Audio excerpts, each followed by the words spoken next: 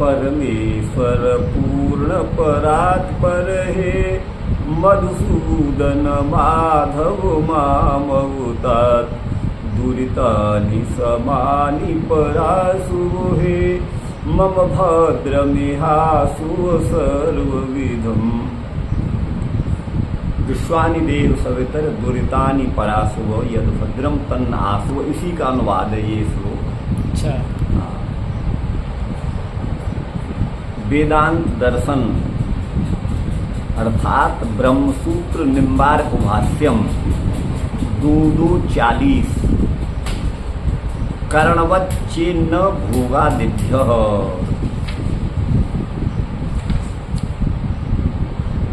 जीववत् कर्ण कलेवर कल्पनापि न संभवति भोगादि प्रसक्ते। कर्णवत् यद ब्रह्म अस्ति यस्य तटस्थ लक्षणम जन्माद्यस्य यतः इति सूत्रे प्रदत्तमस्ति भगवता वादरायणेन। तद ब्रह्म मनुष्यादिवत् कर्णवत् इंद्रिय युक्तम यद्वा न युक्तम इति प्रश्न समुदेति। अत्र भगवान वादरायण निगदति यत् कर्णवत् चेत, चेत मान यदि कर्णवत् इंद्रिय वाला मनुष्य आदि की भांति परमात्मा को भी नेत्र हस्तपाद आदि इंद्रिय वाला, श्रवण आदि इंद्रिय वाला माना जाएगा। तो हाँ, चेत न ऐसा हम नहीं कह सकते। वह परमात्मा मनुष्य आदि के समान कर्ण माने इंद्रिय वाला नहीं है। क्यों? तो भोगादिभ्य लोक में ये प्राणिनः कर्णवन्तः दृश्यन्ते ते सर्वेपि भोगयुक्ता समवलोक्यन्ते।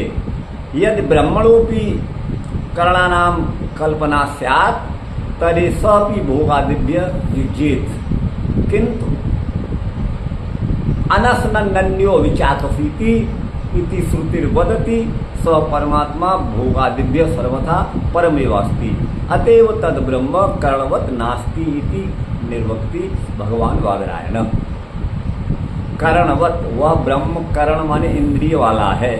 इति चेत यदि आप ऐसा कहते हो तो हमारा इस विषय में कथन है कि नहीं। क्यों? भोगादिभ्य वो भोग आदि से युक्त हो जाएगा। सुख दुख आदि का जो भोग है जिनको सामान्य जीव सर्वथा अनुभव करता है क्योंकि वह कर्ण वाला है, उसी प्रकार यदि ब्रह्म को भी कर्ण वाला इंद्रिय वाला माना जाएगा तो उसको भी भोग आदि की प्राप्ति होगी जो कि सर्वथा श्रुति से विरुद्ध ही होगा। वही है। अब यहाँ भगवान निम्बार्काचार्य कहते हैं जीववत् कर्ण कलेवर कल्पनापि न संभवती। जीव के समान जीव को, प्रत्येक जीवात्मा को कर्ण माने उसकी इंद्रियां, कलेवर माने शरीर, ये सब युक्त देखा जाता है। कर्ण और कलेवर, कलेवर देह को कहते हैं। कर्ण माने इंद्रियां और देह आदि से युक्त जीवात्मा को देखा जाता है।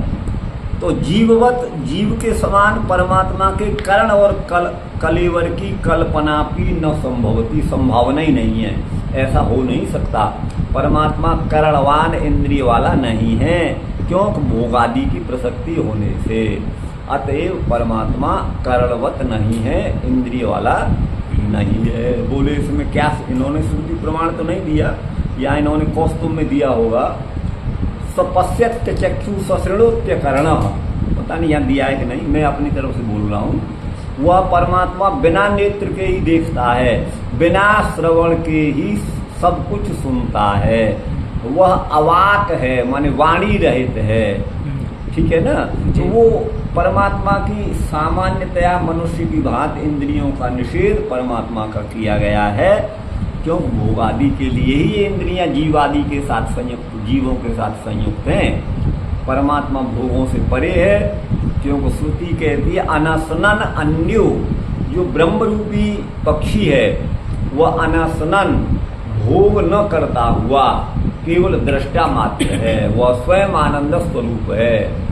अपनी आनंद की अभिवृद्धि के लिए या अपनी सत्ता का स्थायित्व रखने के लिए मनुष्य के समान उसे किसी प्रकार के भोग की या अन्न आदि की आवश्यकता नहीं है। यही यहाँ पर कहना चाहते हैं। अंतवत्वम असर्वज्ञतावा, बोले कर्ण वाला मान लो, भोग न करे तो न करे, कोई दिक्कत नहीं। मनुष्य के कर्ण इंद्रियां हैं, इच्छा नहीं होती है तो नहीं खाता है वो। परमात्मा भी उसी तरह से आप मान लो, वो भोग नहीं करेगा। लेकिन कर्ण वाला तो मान लो, हम हाथ जोड़ के आपसे बोलते हैं ऐसा मान लो। बोले मान तो लें, तो भगवान बादरायण बोले अंतवत्वम, उनको कर्ण वाला मानेंगे तो अंत वाला शांत माना जाएगा, माने एक दिन भगवान का भी अंत होना पड़ेगा ये माना जाएगा। और दूसरा दोष क्या होगा? असर्वज्ञता, वह माने अथवा परमात्मा को यदि इंद्रिय वाला माना जाए तो वह सर्वज्ञ नहीं हो सकता, असर्वज्ञता हुआ। क्योंकि इंद्रिय वाला ना तो फिर हमारे सब जगह जो व्याप्त है तो फिर इंद्रिय। अब देखिए परमात्मा ने मनुष्य के मुख में ज्ञानेंद्रियों को फिट किया है, सामने जिधर चलता है सामने ही ये नेत्र देखते हैं, आप देखिएगा। और घ्राणेन्द्रिय सामने ही सूंघता है, आप समझिएगा। और कान भी इसी मुख उच्च भाग में है, ये ब्राह्मण भाग है, ब्राह्मणों से मुखमासी। तो ज्ञानेन्द्रियां जो है वो ब्राह्मण भाग रूपी उच्च शरीर मान सिर में ये सब फिट की गई हैं। त्वगेंद्रिय यद्यपि सर्व शरीर वर्तनी है, लेकिन घ्राणेन्द्रिय, रसनेन्द्रिय और चक्षुरेन्द्रिय, श्रोत्रेन्द्रिय और त्वगेंद्रिय तो सब सर्व शरीर वर्तनी है, ये सब इसी में है। तो इसलिए ज्ञान प्रधान होने से ब्राह्मण का महत्व है, आपको होता है। तो ये सभी इंद्रियां हैं। परमात्मा, अच्छा हम क्या है? कर्ण वाले हैं। तो हमारे सामने अस्माकं समक्षम यद वस्तु उपस्थितम वर्तते तस्य दर्शनम वयम कुर्मः, किंतु यद वस्तु पश्चाद्वर्ती वर्तते तस्य दर्शनम कर्तुम वयम न शक्नुमः। जो हमारे सामने उसे तो देख रहे हैं, पीछे क्या है हम नहीं देख पाते, अगल में क्या है बगल में हम नहीं देख पाते, ऊपर क्या है नीचे क्या है हम नहीं देख पाते। तो कर्ण वाले जीव की सामर्थ्य सीमित होती है, असीमित सामर्थ्य वाला नहीं हो सकता। वही कहा। और जो भी इंद्रिय वाला पशु पक्षी मनुष्य मृग आदि जो देखे जाते हैं ये सब कर्ण वाले हैं, इनका अंत ही देखा जाता है। इसलिए परमात्मा को भी यदि कर्ण युक्त मानेंगे तब उसको भी अंत वाला माना जाएगा। अथवा दूसरा एक दोष ये भी होगा कि वह असर्वज्ञ नहीं हो पाएगा। ये दो दोष और दिखा रहे हैं। पहला भोगादि दिखाया, दूसरे सूत्र में अंतवत्व और सर्वज्ञता असर्वज्ञता दो दोष दिखा रहे हैं कर्ण युक्त होने में। तस्य पुण्यादि रूप अदृष्ट योगे अंतवत्वम, यदि वो कर्ण वाला है तो निश्चित ही पुण्य आदि पद से पाप, पुण्य पाप आदि रूप जो अदृष्ट है, अर्थात पुण्य पापों के संस्कार जो हमारे अंतःकरण में विद्यमान हैं, जो हमारी आत्मा को घेरे हुए हैं, अनंत जन्मों में किए गई हमारे कर्मों की वासना अर्थात संस्कार हमारे साथ हैं, तो वो अदृष्ट जो है वो परमात्मा के साथ भी उसका योग मानना पड़ेगा। क्यों? फिर तो जब बाह्य कर्ण परमात्मा के होंगे तो अंतःकरण भी होगा।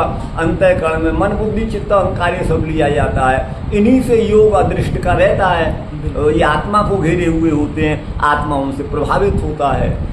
तो अदृष्ट का योग परमात्मा से होगा तो फिर हम जीवादि की भांति, हम आपकी भांति, वह भी अंत वाला माना जाएगा और अज्ञ भी माना जाएगा, सर्वज्ञ उसे नहीं कह सकते, इसलिए वह कर्ण वाला नहीं है। अब आगे कह रहे हैं उत्पत्ति संभवा पुरुष मंत्रेण सकते सकाशात जगद उत्पत्ति संभवात न तत्कारणवादोपि युक्त। देखिए, उत्पत्ति का असंभव होने से, उत्पत्ति परमात्मा की प्रेरणा के बिना जगत की उत्पत्ति असंभव होने से, उत्पत्ति के असंभव होने से, इस सूत्र का अर्थ है उत्पत्ति असंभवा, उत्पत्ति के असंभव होने से।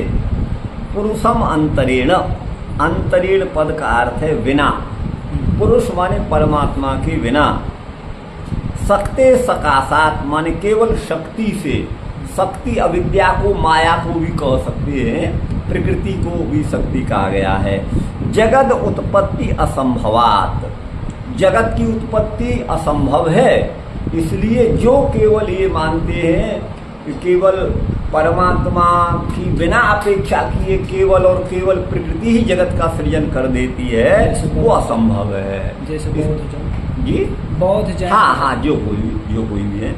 तो न तत्कारणवादोपि साधु, इसलिए उन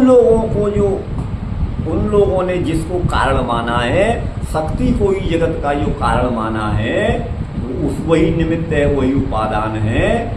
प्रकृति ही स्वयं जो है वो जगत रूप में आ जाती है, मिट्टी ही स्वयं घड़ा बन जाती है कुंभकार की अपेक्षा के बिना। ऐसे ही शक्ति ही स्वयं जगत को उत्पन्न करने में सक्षम है, ऐसा कहने वाले जो है वो अनुचित कहते हैं। इसलिए तत्कारणवादों की न साधु, न का संबंध यहाँ से है, वो साधु नहीं है, वो तो चोर डकैते हैं सज्जन नहीं है। ये है गुरु भाई, है ना। और उत्पत्ति संभवात, तो इसमें ये 42 यहाँ देखते हैं मैंने क्या लिखा है इसमें, उत्पत्ति के असंभव होने से, उत्पत्ति के असंभव होने से अचानक जीव की उत्पत्ति का मैंने लिखा है। अब यहाँ प्रश्न ये, जो प्रकरण आगे जीव का ही चल रहा था, प्रकरण जो है जीव का चल रहा था। अच्छा, अब इसको आप ये भी जोड़ सकते हैं, आप इसका अर्थ योग इस प्रसंग के अनुसार अगर इनको जोड़ें तो इन दो सूत्रों का अर्थ ये भी कहते हैं, चेतन जीवात्मा केवल चेतन जीवात्मा है, उस चेतन जीवात्मा में अचेतन करण इंद्रिय आदि का योग नहीं है। वो तो जब अपने प्रारब्ध कर्मवश देह आदि में आता है तब उसके साथ करण का संयोग होता है, और मुक्ति हो जाए तो मुक्त आत्मा के साथ कोई भी करण माने इंद्रिय नहीं रहता। वह अपने योग सामर्थ्य से, अपने भक्ति के सामर्थ्य से उसमें इतनी शक्ति उत्पन्न हो जाती है कि वह कहीं भी आ जा सकता है बिना पैरों के, कुछ भी सुन सकता है और सभी रसों का अनुभव कर सकता है, सभी इंद्रियों के जो रस कार्य हैं उनका अनुभव कर सकता है। उसमें योग सामर्थ्य से वो शक्ति आ जाती है, वो करण रहित ही होता है शुद्ध जीवात्मा। लेकिन जो जैसे सारूप्य मुक्ति के बारे में जो बताया गया है, हाँ, तो वहाँ पर तो उसको इंद्रिय प्राप्त होती है, उसकी वेदांत में कोई चर्चा नहीं है। उसके लिए केवल एक आगे आएगा, चतुर्थ, संभवतः चतुर्थ अध्याय में आएगा कि कुछ लोग ऐसा भी मानते हैं कि मुक्त जीव का स्वरूप पर आकार भी होता है। मुक्त जीव अपने आकार को भी वहाँ वेद का एक वो प्रस्तुत करते हैं, तो एकदा भवति, द्विधा भवति, त्रिधा भवति, ऐसा एक मंत्र वहाँ उपस्थित किया है भाष्यकारों ने। वह चाहता है तो एक रूप हो जाता है, दो रूप बना लेता है, अनेक रूपों में हो जाता है। फिर यहाँ तो कहा जा रहा है कि जे कोई रूप नहीं रहता है, कोई करण, हाँ, शुद्ध चेतन। भाई देखिए, करण तो वो मायक हैं, ये ध्यान दीजिए, ये तो प्रकृति का कार्य है। वैकुंठ में जो उसको करण प्राप्त हो रहा है इंद्रिय, अरे वो आप सुन तो लो, यहाँ करणों की कोई चर्चा नहीं है वेदांत में। केवल कुछ लोग वैकल्पिक, कुछ लोग आचार्यों ने जो अर्थ किया है, और सूत्रकार भी दूसरे अपने आचार्य का मत प्रस्तुत करते हुए कहेंगे कि वह जीवात्मा मुक्ति की अवस्था में अपना उसका शरीर भी होता है। ये एकांत प्रतिपाद्य विषय नहीं है भगवान व्यास का। भगवान व्यास वहाँ दूसरे आचार्य का उपस्थित करके कहते हैं कि इनके अनुसार जीव जो है मुक्ति अवस्था में वो देह आदि वाला भी होता है। ये आगे आएगा, इसका निरूपण आगे आएगा। तो इसको हम जीव पर भी घटा सकते हैं। अगर हम जो है बद्धावस्था में हैं तब तो कर्ण का योग हमारे साथ है, लेकिन कर्ण जड़ प्रकृति का कार्य है, वो प्रकृति उपादानक है, और जीव किसी का न उपादान है न उपादेय है। न तो जीव से कोई दूसरा जीव उत्पन्न होता है और न जीव ही स्वयं कहीं से उत्पन्न होता है। लेकिन ये जो कर्ण है, ये तो मूल जो प्रकृति है उससे उत्पन्न होने वाले हैं। इनका संयोग जो जीवात्मा के साथ हो जाता है संसार में आने पर। तो जीवात्मा के भी जो शुद्ध स्वरूप है, जीवात्मा का शुद्ध जो ज्ञत्व अथवा चैतन्य स्वरूप है, उस चेतन स्वरूप में कर्ण आदि की कल्पना नहीं की जा सकती। ये भाव यहाँ पर आप ले सकते हैं, शुद्ध जीवात्मा का, देहधारी जीवात्मा का नहीं। तो ये है। अच्छा, अब आगे है गुरु भाई उत्पत्ति संभवात। तो ये हमने कर दिया था। अब यहाँ पर ये हमने लिखा है कि क्या जीवात्मा की उत्पत्ति होती है, ये है। अब ये प्रश्न उपस्थित होता है। तो यहाँ पर कहते हैं कि नहीं भाई, जीवात्मा उत्पन्न नहीं होता। उत्पत्ति के असंभव होने से जीव की उत्पत्ति नहीं होती। मूल उपादान प्रकृति से जगत कार्य अस्तित्व में आता है। अर्थात जैसे दृश्य जगत प्रकृति का परिणाम है, वैसे चेतन जीव किसी चेतन या जड़ वस्तु का परिणाम नहीं हो सकता। अचेतन प्रकृति अचेतन जगत का उपादान कारण होती है, किंतु चेतन जीव का कोई चेतन या जड़ उपादान कारण नहीं होता। चेतन से चेतन की उत्पत्ति असंभव है। न जायते म्रियते व विपश्चित आदि स्रोत वाक्य तथा अयो नित्य शाश्वतोयम पुराणो न हन्यते हन्यमाने शरीरे आदि स्मृति वचन जीव की उत्पत्ति का निषेध करते हैं। उत्पन्न होने वाली वस्तु अनित्य ही होती है। जातस्य हि ध्रुवो मृत्यु। यह भगवत वचन उत्पन्न तत्व को अनित्य मानता है। नित्यो नित्यानाम चेतनश्चेतनानाम एको बहुनाम यो विदधाति कामान, ये पूरा मंत्र है। तो जो नित्यों का भी नित्य या नित्यानाम में बहुवचन है, वो नित्य कौन है? जीव। और बहुवचन क्यों है? वो अनंत है संख्या में। तो अनंत जीवों की का नित्य का भी नित्य है, उनका नित्य का भी वो नित्य है। और चेतनश्चेतना नाम, जो चेतन तत्व जीव है उनकी चेतनता का भी चेतना, जो चेतनता जीव में उसी की सामर्थ्य से आती है, कोई भी शक्ति उसी की सामर्थ्य से प्रदत्त है। यदि भगवान यहाँ इस समय सूर्य नहीं निकला हुआ होता, वायु नहीं चल रही होती, हमारे नीचे भूतल धरातल नहीं होता, तो हम कहाँ रहते? क्या हम बिना प्रकाश के देख सकते थे? क्या बिना भूमि के हम अन्नादि उत्पन्न करके अपना पोषण कर सकते थे? नहीं कर सकते थे। तो हमको कर्म करने के लिए जो भगवान ने भूमिका बनाई, जो हमको विश्व रचा, हमारे भरण पोषण, हमारे जीवन यापन के लिए, वो ईश्वर प्रदत्त है। आप यूँ कह सकते हो कि हम अपना काम करते हैं तो हम भोजन करते हैं, इसमें ईश्वर कहाँ रहा? भाई ये सूर्य हमने नहीं बनाया, पूरा जगत मिलकर नहीं बना सकता, बड़े वैज्ञानिक चंद्रमा नहीं बना सकते, एक तारा नहीं बना सकते, पृथ्वी नहीं बना सकते। और परमात्मा के नियम का अतिक्रमण करके सारे विश्व के वैज्ञानिक एक घास का तिनका पैदा नहीं कर सकते। आप इनकी बात तो छोड़िए। तो इसीलिए परमात्मा हमसे कर्म कराने वाला है, क्योंकि उसने सारी सामग्री हमारे सामने उपस्थित कर दी और हमारे अनंत जन्मों के जो संस्कार हैं, हमारे प्रारब्ध कर्मों के अनुसार हमको देह दे दिया और कहा जा, अगर मनुष्य जीवन में तू जा रहा है तो तुझे एक मौका और दिया जा रहा है, गोल्डन चांस है तेरे लिए। अगर तूने इसका सदुपयोग किया तब तो ठीक ठाक है, अन्यथा तो पुनरपि जननम पुनरपि उसी में तू घूमता रहेगा। ये परमात्मा का कार्यत्रित्व है। वस्तुतः मनुष्य जो है वो कर्म करने में स्वतंत्र है, जीव जो है वो कर्म करने में स्वतंत्र है। या इसीलिए कर्मण्येवाधिकारस्ते हे अर्जुन, कर्म में तेरा अधिकार है, हम उसमें हस्तक्षेप नहीं करते। तू शराब पीता है तो पी सकता है, तू भजन करता है तो कर सकता है, तू बुरा चोरी कर सकता है तो करता है, करते ये लोग। तू जो है पुण्य कार्य यज्ञ याग आदि करता है तो कर सकता है, तेरा अधिकार है। तो जो जैसा, और अंत में उपदेश दे के क्या था? यथेच्छसी तथा कुल, योर चॉइस, जो चाहते हो वो करो, हमारा कोई दखल नहीं है। हमारा दखल तो तब होगा तूने क्या किया है, उसका फल तू स्वयं नहीं ले सकता, उसको हम देने वाले हैं। माँ फलेसी पदाशन, फल में तेरा अधिकार नहीं है। तो यही परमात्मा का जो है वो प्रयोजक कर्तृत्व है, वो जीव का प्रयोजक है। अब कोई फैक्ट्री का मालिक है, उसने अपनी फैक्ट्री में लोगों को नौकरी दी, तो वहाँ की मशीन, वहाँ पर बिजली का कनेक्शन, वहाँ जो वस्तु बनाई जाएगी उसका रॉ मटेरियल, तो सारा का सारा प्रबंध तो वही करेगा। तो सारा का सारा, अच्छा वो प्रबंध नहीं करेगा तो कर्मचारी जाके क्या करेंगे वहाँ, कुछ नहीं कर पाएंगे।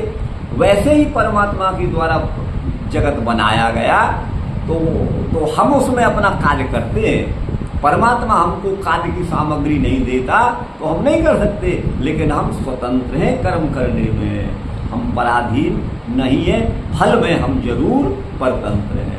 अन्यथा तो कोई बुरा फल लेता ही नहीं, सब तो सुखी सुखी ही होते। तो इसीलिए माँ फले सुपदाचरण, तो वही बात है यहाँ पर गुरु भाई। ये बात आ गई थी यहाँ, ये तो हो गया ना, अभी जाना पड़ता है इसमें। ये है उत्पत्ति संभवात चल रहा था कि अंतमत, तो ये तो हो गया, ये हो गया अंत, ये है 42। हाँ, तो वही है न जायते मृत्यु, उत्पन्न होने वाली वस्तु अनित्य ही होती है। ज्ञात से ध्रुव मृत्यु, यह भगवद वचन उत्पन्न तत्व को अनित्य मानता है। नित्यो नित्यानाम चेतनश्चेतनानाम आदि उपनिषद वचन जीव की नित्यता का उद्घोष करते हैं। अनंत चेतन जीवों को नित्य कहा गया है। फलतः चेतन तत्व न किसी का उपादान होता है और न किसी का उपादेय अर्थात कार्य, तो उत्पत्ति उसकी असंभव है। ये गुरु भाई आ गया समझ में। अच्छा आगे, न च कर्तुः करणम। अब ये जो है कर्ता का करण से ना, ये नहीं, हाँ ये यहाँ आ गया है। कर्ता जीवात्मा को तथा करणम अंतरिंद्र, हाँ पहले इसको तो बताइए। ये नहीं बोलता, हाँ ये नहीं होता है। न च कर्तु करणम, तो और कर्ता का करण भी नहीं है ना, कर्ता को करण भी नहीं। पुरुष संसर्गो अस्ति चेत पुरुषस्य करणम नास्ति तदानीम। यदि पुरुष का संसर्ग माने संबंध है तो पुरुष का तदानीम माने उस समय करण से योग नहीं है। करण इंद्रियों को कहते हैं। अब इसको इसमें समझिएगा, उसमें नहीं समझेंगे, इन्होंने तो बहुत संक्षिप्त में लिखा है ना। इसका तो हिंदी अनुवाद तो यही है, यदि पुरुष का संसर्ग मानेंगे तो पुरुष का तदानी माने उस समय करण है ही नहीं। न च कर्तु करणम, कर्तु कर्ता जीवात्मा से, तथा करण माने इंद्रिय अंतरिंद्रिय मन, ये उत्पन्न नहीं होता। या कर्तु को माने कर्तु को पंचम्यंत मानिएगा, षष्ठी में भी यही बनता है एक वचन में, लेकिन यहाँ पंचम्यंत मानिए। अब ये कहो कर्तु माने कर्ता जीवात्मा से, करणम, करण माने इंद्रियों की उत्पत्ति होती है। यदि ऐसा मानते हो तो बोले न चमाने, और यह भी संभव नहीं है। माने ये इंद्रियां हमारी अंतःकरण माने मन बुद्धि आदि, और बाह्य करण माने चक्षुर आदि हस्तपाद आदि, ये कर्ता से उत्पन्न होते हैं, ऐसा नहीं है। कर्तु करणम च न, और कर्ता से चेतन जीवात्मा से करण माने इंद्रियों की उत्पत्ति भी नहीं होती है। इनका तात्पर्य क्या करें? ये कहते यदि पुरुष का संसर्ग है, बसते इनका तात्पर्य तो थोड़ा प्रभाव ही खुलता है कौस्तुभ में, क्योंकि तो बड़े संक्षेप से लिखे हैं। इसका सीधा शाब्दिक अर्थ हिंदी अर्थ बता रहा हूँ। पुरुष का संसर्ग है, चेत माने यदि, किससे? इंद्रियों से। अच्छा, बात इंद्रियों की है, तो करणम तदानीम नास्ति, उस समय करण नहीं है। करण माने इंद्रियां नहीं है। इनको थोड़ा पढ़िए। अब इसको वेदांत कौस्तुभ, ये कहाँ से है? यही है 43, ये 43वां है। शक्ति निग्राहक कर्तास्ति जगतो जन्यत्वमपि दृष्टानुसारेण अनुमीयते अतो नोक्त दोषः। देखिए, शक्ति का अनुग्राहक माने कर्ता है। जगतो जन्यत्वमपि, ये जगत उत्पन्न होने वाला है। जन्यत्व माने उत्पत्ति वाला है, उत्पत्ति होने वाला है। इस दृष्टानुसारेण माने प्रत्यक्ष प्रमाण के अनुसार ये अनुमान लगाते हैं। अतो माने इसलिए उक्त दोष नहीं है। तर्हि कर्तु करणम न संभवति, तो कर्ता से करण माने इंद्रियों की उत्पत्ति संभव नहीं है। क्योंकि सृष्टि प्राप्त महाप्रलय की अवस्था में जब सृष्टि नहीं हुई थी तो करणाभावात, जीवात्मा के करण का अभाव रहता है, इंद्रियों का संयोग उससे नहीं रहता है। और तदभावे करण के संयोग के संसर्ग के अभाव में पुरुषस्य अनुग्राहकत्वम न संभवति, पुरुष उनका अनुग्राहक है यह भी संभव नहीं है। आकाशादेर घटादि सादृश्य भावेन, आकाशादेर घटादि सादृश्य भावेन जन्यत्वं च न सिद्ध्यति। माने आकाश आदि को घटादि के सदृश भाव होने से उसका जन्यत्व भी सिद्ध नहीं होता है, माने उत्पन्न होना भी सिद्ध नहीं होता है। चकारात, इसमें च का प्रयोग है सूत्र में। सति पुरुषे कर्तरी, पुरुष माने जीवात्मा के कर्ता होने पर ही है। न तो शक्ति कारणत्वम, यहाँ शक्ति कारण नहीं है। जो शक्ति कारणवाद आ रहा था ना, जो शक्ति कोई माने माया कोई बिना परमेश्वर के जो है जगत की उत्पत्ति, उसका ही निषेध कर रहे हैं, ये उसका निषेध किया है। अब यहाँ हमने क्या लिखा है, कर्ता जीवात्मा से। एक चीज यहाँ पर मैं कहना चाहता हूँ, अभी ये सूत्र जो मुझे समझ में आया, पहले तो इस सूत्र का आप इनके अनुसार से पहले भाष्य कीजिए, क्योंकि इधर बीच में आप जीवात्मा को ले आए तो इसलिए थोड़ा कंफ्यूज हो गया हूँ मैं। फिर बाद में इसका आप अपने तरीका से कीजिए। हाँ हाँ हाँ।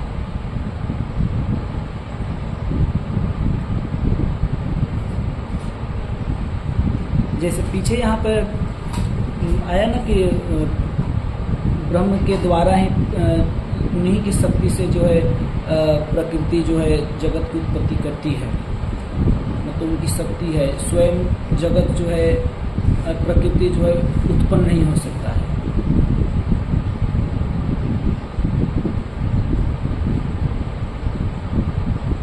आप क्या कह रहे हैं? तो इस सूत्र को तो पहले अब से समझाइए, इस जैसे ये सब प्रसंग आया उसके अनुसार से इसको समझाइए, फिर बाद में इसको आप अपने तरीका से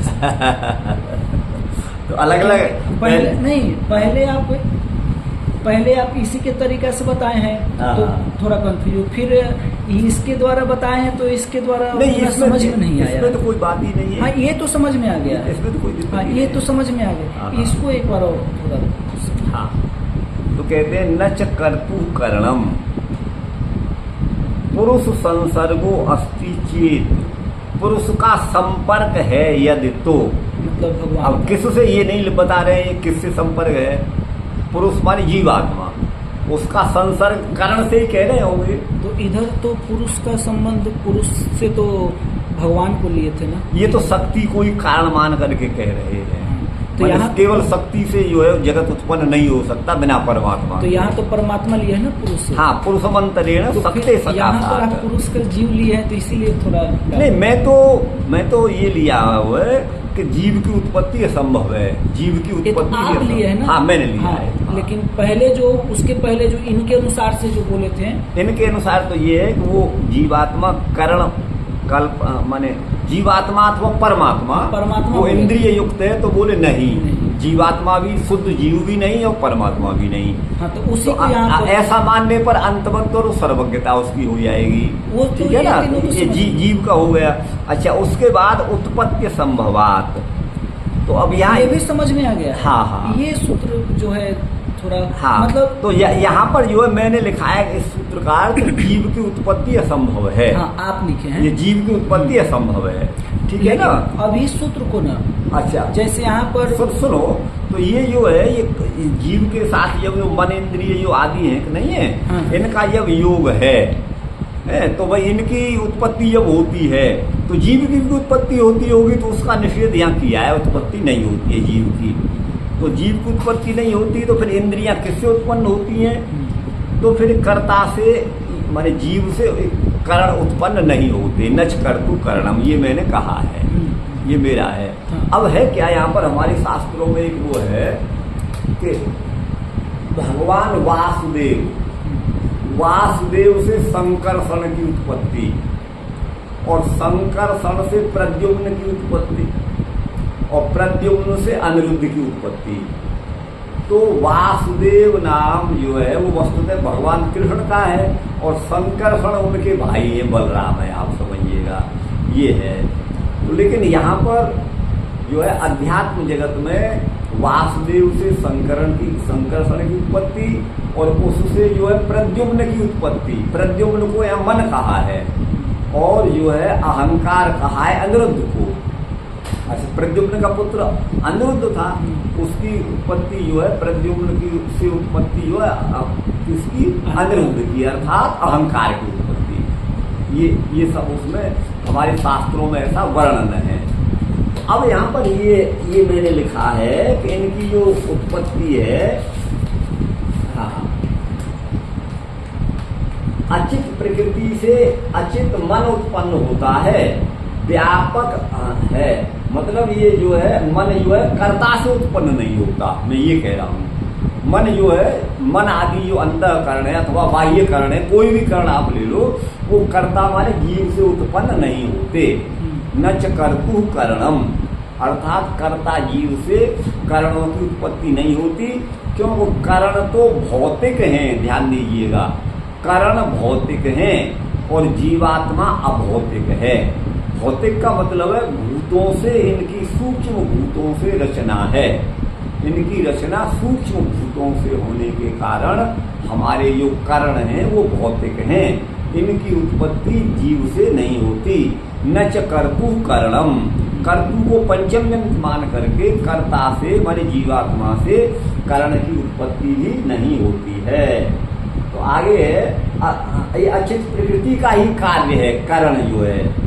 व्यापक ब्रह्म की संज्ञा वासुदेव है।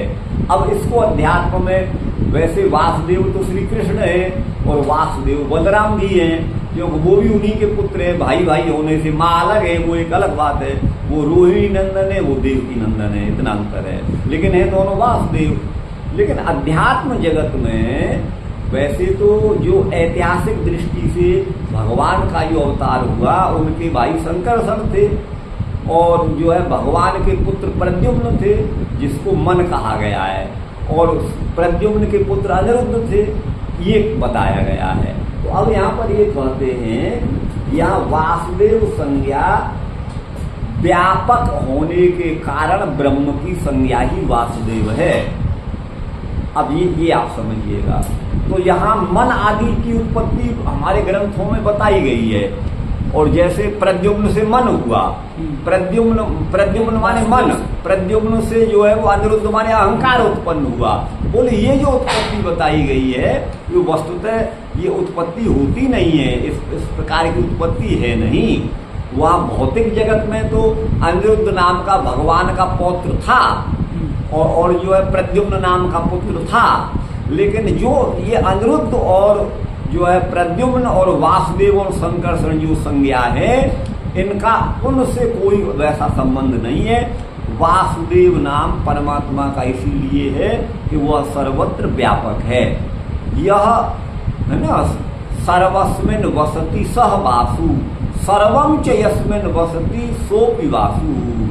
सारे जगत में जिनका वास और सारा जगत जिनके अंदर निवास करता है वो वासु और देव, दिव्यतीति देव, वासु और देव शब्द का कर्मधारय है। तो सर्वव्यापक पर ब्रह्म की संज्ञा वासुदेव है, आप समझिएगा। जो शास्त्रों में वर्णन है कि उनसे वो उत्पन्न हुआ, ये उसको बता रहे हैं कि उत्पत्ति नहीं होती है उस तरह की। और संकर्षण नाम जीव का है, जीव की भी उत्पत्ति किसी से नहीं होती, ये आगे के सूत्र में हमने अपने इसमें लिखा है।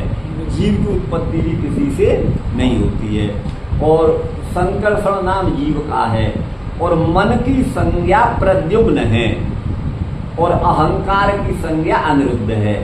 कर्ता जीव से करण व अचेतन मन की उत्पत्ति असंभव है।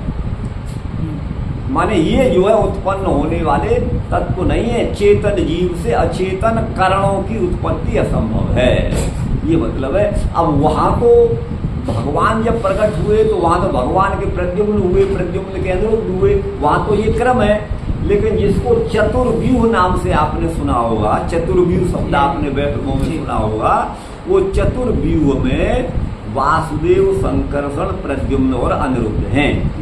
ये हैं, आपको बता दें। तो यहाँ पर वस्तुतः वासुदेव नाम जो है वो परमात्मा का क्यों है, वो सर्वव्यापक होने से है। और संकर्षण नाम जीव का किस लिए है कि संकर्षण करना माने खींचना, एक जगह से जाके दूसरी जगह चले जाना, एक स्थान को त्याग कर, एक देह को त्याग करके दूसरे देह में चले जाना, ये होने से जीव का नाम संकर्षण है। आप समझिएगा, जीव को संकर्षण कहते हैं। और जो है प्रद्युम्न नाम जो है वो मन का है। क्यों?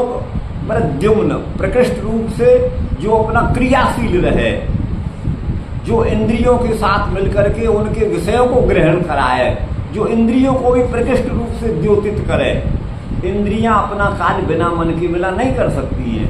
मन का सहयोग होने पर आंख देखती है, कान सुनता है, और मन का संयोग आंख के साथ नहीं होगा तो नहीं देखेगी, आप कान सुनेगा नहीं। आपको कहना पड़ेगा, दोबारा कहना मेरा मन कहीं चला गया था, मैंने नहीं सुना आपका वचन। तो यही इसमें तात्पर्य है। या अगर गुरु जी यहाँ पे ये भी कह सकते हैं, हाँ, जैसे आप बोले कि ऐतिहासिक में लिखा गया कि वासुदेव से प्रद्युम्न अर्थात मन कहिया अनिरुद्ध है, उनसे जो है अनिरुद्ध उत्पन्न। तो ये भी कहा जा सकता है कि उनसे थोड़े हुए, उनके जो पत्नी थी उनके द्वारा हुए। नहीं, वो तो एक ही बात है। वो तो है। तो उसी तरह भगवान के शक्ति के द्वारा, मतलब प्रकृति के द्वारा भगवान के शक्ति से, तो भगवान प्रकृति के द्वारा जो है मन बुद्धि को उत्पन्न कर रहे हैं। ये तो होता ही है। ये तो होता ही है। तो वैसे कह सकते हैं क्यों नहीं कह सकते? भगवान की पत्नी के द्वारा प्रद्युम्न, और आप अपने मन से कुछ कहें, लेकिन वह पत्नी में ये भौतिक भाव नहीं लिया जाएगा। भगवान की पत्नी प्रकृति को नहीं कहा गया है वस्तुतः। यद्यपि गोस्वामी जी ने तो ऐसा कहा है, लेकिन वो दृष्टांत तो उतना संगत नहीं हमें दिखता। माने राम लखन बिच सिंह सोहत कैसे, और ब्रह्म जीव बिच माया जैसे। राम और लक्ष्मण, राम जा रहे हैं वन को, उनके पीछे जानकी है, पीछे लक्ष्मण है। तो राम और लक्ष्मण के बीच में जानकी की कैसी शोभा हो रही है, जैसी शोभा प्रकृति की ब्रह्म और जीव के बीच में होती है। वहाँ उनको माया कहा है, तो माया तो जड़ है, सीता जी तो जड़ है नहीं, आपको बता दें। तो उन्होंने वहाँ हालांकि ऐसा कहा है उन दोनों के बीच में, लेकिन जो उत्पन्न उनकी जो आप पत्नी बता रहे हैं वो तो चेतन है। वही उस शरीर में चेतन जीवात्मा बैठा हुआ है भगवान की पत्नियों के। तो जो पत्नी जो केवल वो जड़ नहीं है ना, वहाँ चेतन का भी संयोग है। उनकी पत्नी रुक्मिणी आदि के शरीर को जो भौतिक आप मानते हैं, आप जो भाव जगत में आप ये कह सकते हैं कि नहीं वो तो प्रकृति से परे है, वो प्राकृत नहीं है, वो तो दिव्य शरीर, आप ऐसा कह सकते हैं। लेकिन वस्तुतः जो शरीर है वो तो भौतिक है, प्राणी मात्र के शरीर भौतिक हैं। अच्छा, और उसमें बैठा हुआ चेतन जीवात्मा, ये दो तत्व हैं वहाँ पर। आप कह रहे हैं ना उनकी पत्नी से हुआ, तो वहाँ भी पत्नी में दो तत्व बैठे हुए हैं। यदि उस जीवात्मा को निकाल दो तो मृत औरत से कोई बच्चा पैदा कर सकता है? एक तिनका भी नहीं, उस एक बाल का कुछ भी नहीं हो सकता है, कुछ भी उससे होगा ही नहीं। तो वो आप अपनी दृष्टि से समझें तो समझ सकते हैं, लेकिन वस्तुतः प्रकृति जो है वो परमात्मा के वशीभूत है और जड़ है, और उसी का परिणाम ये जगत है, उसी से ये जगत जड़ जगत उत्पन्न होता है। और अगर ये चेतन ब्रह्म का परिणाम जगत होता तो इसमें भी चेतनता होनी चाहिए थी। जैसे घट में मृत्तिका उपादान कारण जो है वो अन्वित है अपने उपादेय घट में, वैसे ही उपादेय जगत में उपादान ब्रह्म का चैतन्य भी अनुगत होना चाहिए था, लेकिन वह चैतन्य इस जड़ जगत में नहीं दृष्टिगत होता। इसलिए यह जो है हमको कहना पड़ेगा कि इस ब्रह्म इसका उपादान कारण नहीं हो सकता, केवल जगत का उपादान कारण प्रकृति ही है। और यदि प्रकृति का कोई अस्तित्व नहीं मानते तो शास्त्रों में, भगवत गीता में 10 जगह पर प्रकृति की चर्चा भगवान ने करी है। मम यो निर्महद ब्रह्म तस्मिन् गर्भम, उस श्लोक को काटना पड़ेगा। माने भगवान जो है गर्भाधान, जीव रूपी बीज का आरोपण प्रकृति रूपी स्त्री में भगवान करते हैं। वह एक रूपक अलंकार है। भगवान की पत्नी रूपक अलंकार वास्तव में नहीं है, प्रकृति को मान लिया। तो जैसे पुरुष स्त्री में गर्भाधान करता है तो बच्चा उत्पन्न होता है, उसी तरह से या उत्पन्न होने वाला जो तत्व वो जीव नहीं है, उत्पन्न होने वाला तत्व वो शरीर है। जिस शरीर, बच्चे के शरीर की उत्पत्ति में माता पिता के रजबीज का योगदान है, और जो रजबीज है वो भी भौतिक है, वह भी जो है वो कोई चेतन तत्व नहीं है, वो अचेतन ही है। लेकिन चेतन जीवात्मा के संयोग से अचेतन शरीर बढ़ता है। वृक्ष में जीवात्मा बैठा हुआ है तो सिंचन आदि और अनुकूल वातावरण में वो बढ़ता है। हमारा जड़ शरीर कभी बचपन में जब होता है, इसमें चेतन जीव के होने से ही ये जो है जिन तत्वों से बना है उन पंचभूतों का ही उपयोग करके ये फिर वृद्धि को प्राप्त होता है। आपको बता दें तो ये जो है अचेतन प्रकृति का ही परिणाम है। जगत चेतन ब्रह्म का परिणाम नहीं हो सकता। और मन आदि जो करण है उनकी उत्पत्ति हम कर्ता से भी नहीं कह सकते। लोग कहते हैं कि भाई प्रद्युम्न मन है, और प्रद्युम्न के पिताजी तो कृष्ण थे, कृष्ण जो है वासुदेव हैं, तो वासुदेव तो सब कुछ करने धरने वाले कर्ता है, ब्रह्म है, सर्वव्यापक हैं। उनसे जो है प्रद्युम्न माने मन की उत्पत्ति हुई, शास्त्रों के अनुसार उनसे मन की उत्पत्ति हुई। तो यहाँ शास्त्रकार भगवान बादरायण कहते हैं वासुदेव से जो है वो वासुदेव भगवान जो श्री कृष्ण हैं उनसे प्रद्युम्न नाम का उनका पुत्र तो जरूर उत्पन्न हुआ था, पैदा हुआ था रुक्मिणी के गर्भ से। लेकिन वस्तुतः जब हम प्रद्युम्न का अर्थ मन करते हैं तो मन की उत्पत्ति उस वासुदेव से नहीं होती है। वही है नच कर्तु करणम। आया बोल वही ये बात आज नहीं दो सूत्र है। अच्छा विज्ञान दो ही रह गए। अच्छा ये यहाँ पे खत्म। ये कौन सा सूत्र है भाई? ये 43 था। ये अगला कौन है? 44। 44 ना नहीं इधर मत पढ़िए। ये 44वां सूत्र है यहाँ पे। हाँ अच्छा तो एक सेकंड, अभी मैंने यहाँ पे क्या लिखा है, ये लिखा है नच कर्तु करणम। तो इसमें दो सूत्र कौन से रह गए? 44-45 नाम। हाँ ये है हाँ विज्ञानादि भावे वा तद प्रसिद्ध स्वाभाविक विज्ञानादि भावे खलु जगत कर्तृत्वे कह प्रतिषेध स्वतो विनष्ट सत्यवाद। बोले जो विज्ञान है उसके स्वाभाविक होने पर, हाँ स्वाभाविक विज्ञान की सत्ता स्वीकार करने पर तो जगत कर्तृत्व कह प्रतिषेध, जगत के कर्तृत्व में क्या प्रतिषेध है, क्या निषेध है। इसलिए स्वतो विनष्ट सत्यवाद, जो ब्रह्म की उपेक्षा करके ब्रह्म की अपेक्षा के बिना ही केवल शक्ति से जगत की उत्पत्ति मानते हैं वो जो है विनष्ट हो गया। क्यों? तो ब्रह्म स्वीकारात, आपने भी ब्रह्म को स्वीकार कर लिया। क्यों? स्वाभाविक विज्ञानादि भाव, विज्ञान जो है वो क्या है, वही इसमें है विज्ञानादि भावे वा तद प्रतिषेध तद अप्रतिषेध। अच्छा आगे इसमें लिखते हैं वह तद प्रतिषेध विज्ञानादि भावे, जीवात्मा विविध प्रकार का ज्ञान होने में, जीवात्मा को विविध प्रकार का ज्ञान होता है। जीवात्मा को माने सूंघता भी है, देखता भी है, सुनता भी है, तो विविध प्रकार के ज्ञान में तद अप्रतिषेध, उस करण का प्रतिषेध नहीं होता। इंद्रियों का निषेध जीवात्मा की ज्ञान की उत्पत्ति में नहीं है। हम बिना आँख के देख नहीं सकते, बिना कान के सुन नहीं सकते, तो तद अप्रतिषेध विज्ञान आदि, हमको विविध प्रकार का जो ज्ञान हो रहा है, श्रवणेन्द्रिय विषयक ज्ञान और घ्राणेन्द्रिय विषयक ज्ञान, रसनेन्द्रिय का ज्ञान, इस विविध प्रकार का विज्ञान का मतलब विविध प्रकार के ज्ञान जीव को जो होता है वहाँ पर तद माने उन इंद्रियों का अप्रतिषेध, वह निषेध नहीं किया गया, वो इंद्रियों के सहयोग से ही जीवात्मा को ये ज्ञान होता है। तो जीवात्मा विविध प्रकार का ज्ञान होने में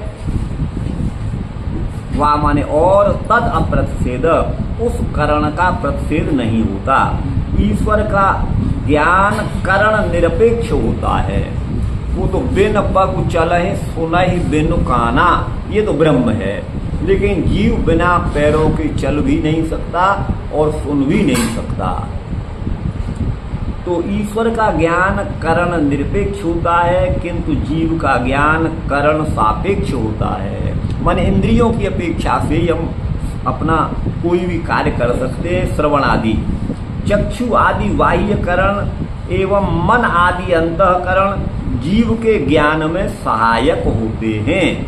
अतः ज्ञान के होने में जीवात्मा के इंद्रिय का प्रतिषेध नहीं है। विज्ञानादि भावे वा तद अप्रतिषेध, और वे करण कर्ता जीव से उत्पन्न नहीं होते, अपितु वे प्राकृत ही होते हैं। भाई आ रहा समझ में? हाँ, बड़ा लंबा चौड़ा इसका दिया है। विप्रतिषेधाच श्रुति स्मृति विप्रतिषेधाच शक्ति पक्षो अप्रामाणिक, ये तो वहीं से जो शक्ति को ही ला रहे हैं।